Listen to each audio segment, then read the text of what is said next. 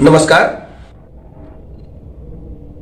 Digital news India today के चुनावी दंगल में आप सभी दर्शकों का स्वागत। आज फिर एक बार हम दंगल के माध्यम से मुलाकात कराते हैं आपका एक ऐसी शख्सियत से जो जिला उपाध्यक्ष और कांग्रेस पार्टी के भावी उम्मीदवार के रूप में सबके सामने आने वाले हैं, भाई राजेश दुबे जी। भाई Rajesh ji digital news India today के चुनावी दंगल में आपका स्वागत है, धन्यवाद, अभिनंदन है। आज क्षेत्र की जनता, ज्ञानपुर विधानसभा की जनता और जितने यहां के आपके चाहने वाले हैं, सबकी नजर में कांग्रेस पार्टी की तरफ से जहां तक उम्मीदवारी का दावेदारी की बातें चल रही हैं, वहां पे आप एक भावी उम्मीदवार के रूप में नजर आ रहे हैं और देखे जा रहे हैं, और लोगों की चाहत भी यही है कि आपको कांग्रेस पार्टी की तरफ से उम्मीदवार बनाया जाए। तो सबसे पहले तो आप ये बताने की कष्ट करें कि आप चुनाव लड़ने का मेन मकसद आपका क्या है, और कौन कौन सी ऐसी समाज में और हमारे जनपद में या हमारे ज्ञानपुर विधानसभा क्षेत्र में कमियां नजर आ रही हैं आपको, जिन्हें पूरा करने के लिए और जिन विकास को करने के लिए आप चुनाव के मैदान में आना चाहते हैं। देखिए, चुनाव लड़ना या न लड़ना ये पार्टी हाईकमान के हाथ में है। अगर हम चुनाव लड़ने का अवसर आता है तो हमारी पार्टी ने, आदरणीय प्रियंका जी ने किसानों के लिए प्रतिज्ञा किया है कि किसानों का कर्जा माफ किया जाएगा और बिजली का बिल का जो रेट है वो हाफ किया जाएगा, और किसान जो इस समय कोरोना काल में से लेकर जिनका बिजली का बिल बकाया हो गया उसको साफ किया जाएगा। इसके साथ साथ किसानों का जो धान है और गेहूं है उसको 2500 रुपए कुंतल खरीदा जाएगा।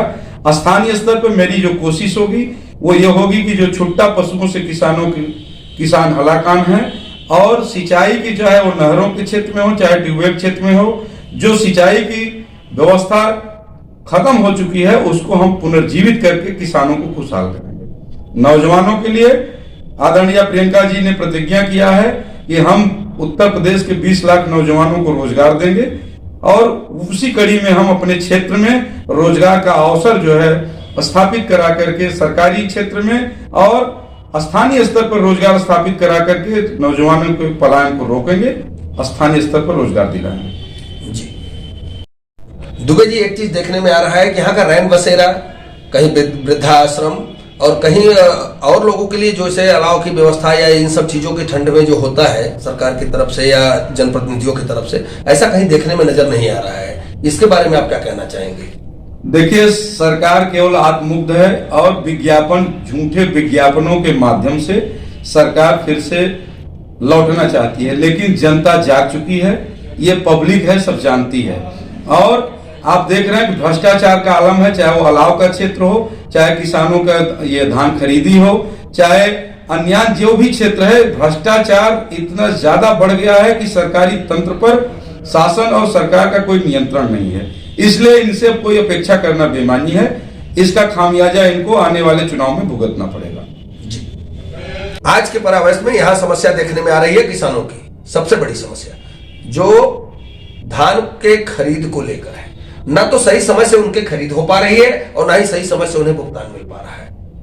इसका मेन कारण क्या है और इसके बारे में आप क्या कहना चाहते हैं? देखिए, यह जो सरकार है यह पूरे भ्रष्टाचार को बढ़ावा देने में लगी है। इसकी मान्यता है कि किसानों की, तो ये आप देख रहे हैं कि यह किसानों की विरोधी सरकार है। और इस समय जो जितने भी ये धान क्रय केंद्र हैं वहां या तो वो केंद्र चल नहीं रहे हैं, कुछ केंद्र चल भी रहे हैं जहां जिम्मेदार अधिकारी हैं, तो वहां दो बातों की बात आती है सामने किसानों के, एक तो जगह नहीं है और दूसरा बोरा नहीं है।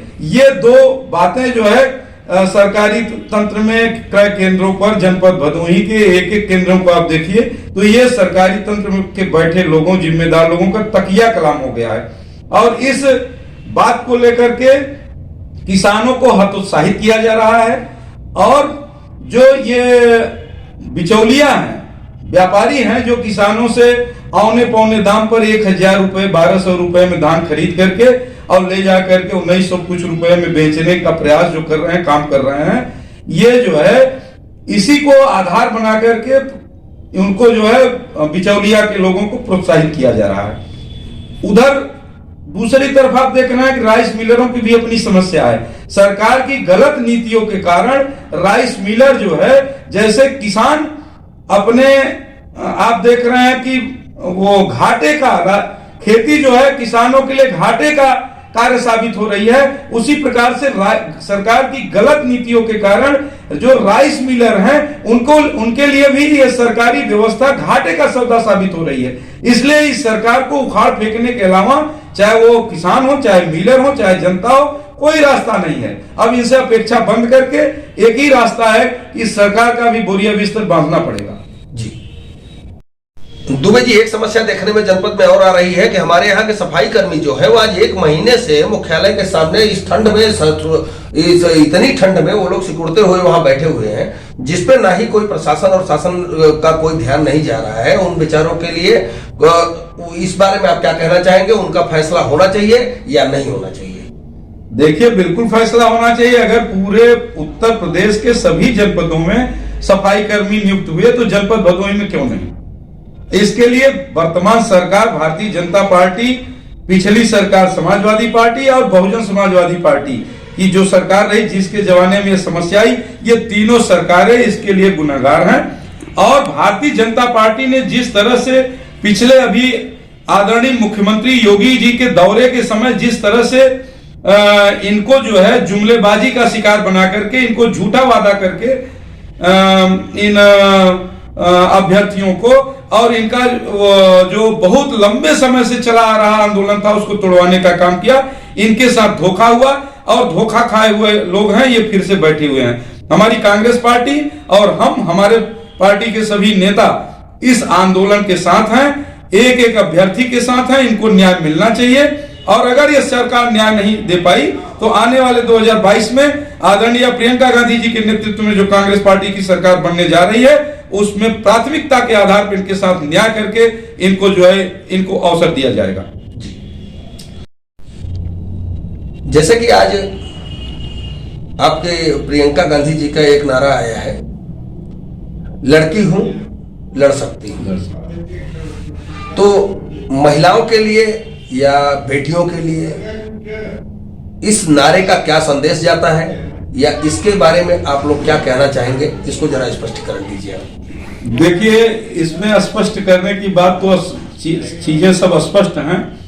दीदी प्रियंका गांधी जी ने जो प्रतिज्ञा किया है उसमें बेटियों को, जो कक्षा 12 की छात्राएं हैं, उनको केवल स्मार्टफोन देना या कक्षा BA की जो छात्राएं होंगी जो नामांकन कराएंगी उनको स्कूटी देना ही केवल लक्ष्य नहीं है, बल्कि सत्ता में महिलाओं की भागीदारी वो 40% सुनिश्चित कराना और महिलाओं को जागरूक करके उनको आत्मनिर्भर बनाना, ये सबसे बड़ा जो है महिलाओं की एकता कायम करना, ये सबसे बड़ा आदरणीय प्रियंका जी का मिशन है।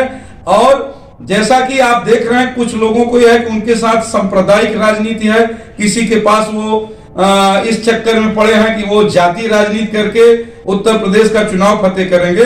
आदरणीय दीदी प्रियंका गांधी जी का कहना स्पष्ट है कि हमारे साथ बहनें हैं और जिनके साथ माताएं और बहनें होगी वो कभी भी चुनाव नहीं हार सकते, इसलिए कि आधी आबादी अब जाग चुकी है प्रियंका जी के नेतृत्व में। और जो भी सरकारी क्षेत्र में हो चाहे प्राइवेट क्षेत्र में हो, जो भी सरकारी नौकरियां होंगी उसमें 40% महिलाओं की भागीदारी भी सुनिश्चित की जाएगी अगर कांग्रेस को अवसर मिलता है तो। जी, आपने बात तो बहुत अच्छी बताई है और अच्छी बात हुई है। अब बस ये कहना चाहेंगे कि अभी 2021 का साल बीतने वाला है और आने वाला नववर्ष अभी शुरुआत हो रहा है, तो अपने चाहने वालों के लिए, अपने क्षेत्र की जनता के लिए, अपने जनपद के लोगों के लिए आप कोई संदेश देना चाहेंगे? देखिए, हम ज्ञानपुर की सम्मानित जनता के साथ साथ पूरे उत्तर प्रदेश और जनपद भदोही के एक एक लोगों को हार्दिक साधुवाद धन्यवाद देते हुए हम शुभकामना देते हैं कि 2022 सभी के लिए ऐश्वर्य और बल, तेज और खास तौर से ये जो महामारी थी इसका फिर से प्रकोप न आवे, इन्हीं कामनाओं के साथ सबको हार्दिक शुभकामना व्यक्त करते हैं। और आशा करते हैं कि 2022 हमारे क्षेत्र के लोगों के लिए खुशहाली लेकर के आएगा। धन्यवाद।